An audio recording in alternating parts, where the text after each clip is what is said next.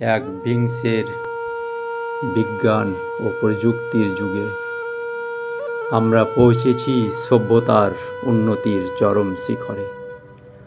তবু ঘটনা সাম্প্রদায়িকতার, শিশুদের উপর অত্যাচার, নারীদের উপর অত্যাচার, নৃশংস ধর্ষণ ঘটে চলেছে অহরহ। যেন হার মেনেছে এই যুগের কাছে আদিম যুগ।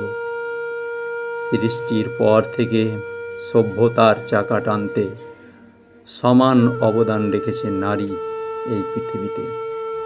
যে নারী কখনো মা, কখনো বোন, কখনো স্ত্রী হয়ে নিঃস্বার্থভাবে মানব জাতির সেবা করে চলেছে, মানব জাতির অস্তিত্ব টিকিয়ে রেখেছে।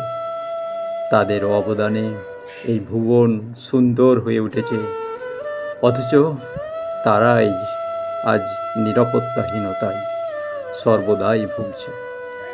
তাদের জঠরে জন্ম নেওয়া পুরুষ জাতির কিছু নর পশুদের ভয়ে, তাদের দয়ায় মায়ায় বেড়ে ওঠা কুলঙ্গারদের অত্যাচারে অকালে দুই চোখে দুঃখের নোনা জল নিয়ে সুখের মায়ার সংসার ত্যাগ করতে হচ্ছে তাদেরকে।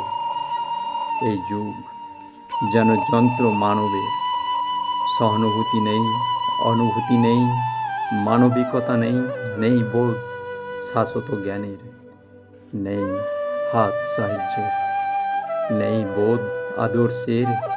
এই যুগ যেন আধিপত্যের, এই যুগ যেন স্বার্থের।